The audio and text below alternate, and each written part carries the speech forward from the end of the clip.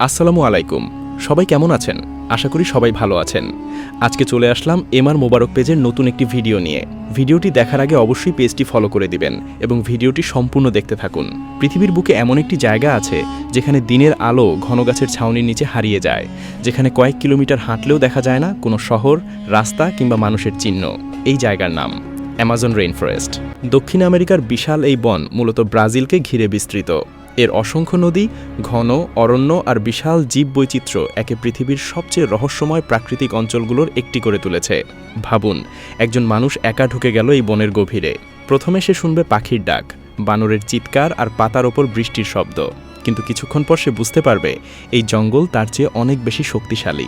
চারদিকে ঘন গাছপালা, কাদা, নদী, বৃষ্টি আর অসংখ্য প্রাণীর শব্দ। একটু ভুল পথেই সে হারিয়ে যেতে পারে। অ্যামাজনের বাসিন্দাদের তালিকা যেন শেষ হওয়ার নয়। এখানে রয়েছে শক্তিশালী জাগুয়ার, বিশাল সবুজ anaconda, black caiman, giant river otter, capybara, sloth, অসংখ্য বানর, ম্যাকাও, টুকান, বিষাক্ত তীরব্যাং, বিভিন্ন প্রজাতির সাপ, মাকড়সা, পোকামাকড় এবং হাজার হাজার প্রজাতির মাছ। আর অ্যামাজন নদীর পানিতে রয়েছে এক আশ্চর্য প্রাণী, গোলাপি নদীর ডলফিন। কিন্তু অ্যামাজনের সবচেয়ে বড় রহস্য লুকিয়ে আছে তার নদীগুলোতে। অ্যামাজন নদী পৃথিবীর সবচেয়ে বেশি জল বহনকারী নদী। এর অসংখ্য শাখা প্রশাখা পুরো বনকে বিশাল এক জলজ্জালের মতো যুক্ত করেছে। বর্ষাকালে নদীর পানি বেড়ে গিয়ে বনের বিশাল অংশ প্লাবিত হতে পারে। তখন মনে হয় জঙ্গলটি যেন পানির এক বিশাল রাজ্যে পরিণত হয়েছে। নাপো, রিও নেগ্রো, মারানিয়ন সহ অসংখ্য নদী ও উপনদী এই বিশাল জল ব্যবস্থার অংশ। আর সেই ঘোলা পানির নিচে লুকিয়ে আছে অসংখ্য জলজ প্রাণী। এবার কল্পনা করুন, সন্ধ্যা নেমে এসেছে, দিনের আলো ধীরে ধীরে হারিয়ে যাচ্ছে। একজন মানুষ যদি তখন পথ হারিয়ে ফেলে, তার সবচেয়ে বড় বিপদ শুধু কোনো ভয়ঙ্কর প্রাণী নয়। পথ হারানো, নদী খাল, বন্যা, প্রচণ্ড বৃষ্টি এবং দীর্ঘ সময় মানুষের সাহায্য থেকে দূরে থাকা, সবকিছুই তার জন্য বড় বিপদ হয়ে উঠতে পারে। তবুও কিছু প্রাণী সত্যিই ভয় ধরিয়ে দিতে পারে। গাছের আড়াল থেকে তাকিয়ে আছে একটি জাগুয়ার, নদীর কিনারে নিঃশব্দে ভেসে আছে ব্ল্যাক কাইম্যান, আর পানির নিচে লুকিয়ে থাকতে পারে বিশাল অ্যানাকন্ডা। তবে এই প্রাণীগুলো সাধারণত মানুষকে শিকার করার জন্য অপেক্ষা করে থাকে না। তারা নিজেদের পরিবেশে বেঁচে থাকে।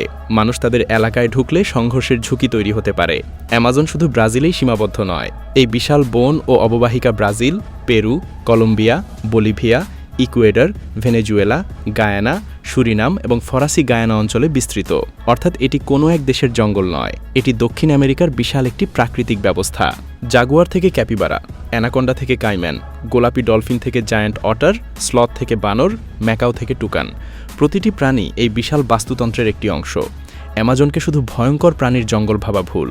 এটি নদী, গাছ, প্রাণী, বৃষ্টি এবং মানুষের সঙ্গে জড়িয়ে থাকা এক বিশাল জীবন্ত পৃথিবী। একজন মানুষ যদি এর গভীরে হারিয়ে যায়, সে হয়তো বুঝতে পারবে পৃথিবী শুধু মানুষের জন্য তৈরি হয়নি। মানুষও এই বিশাল জীবনের একটি ছোট অংশ। অ্যামাজন শুধু একটি বন নয়, এ যেন পৃথিবীর বুকের ওপর ছড়িয়ে থাকা এক বিশাল জীবন্ত রহস্য।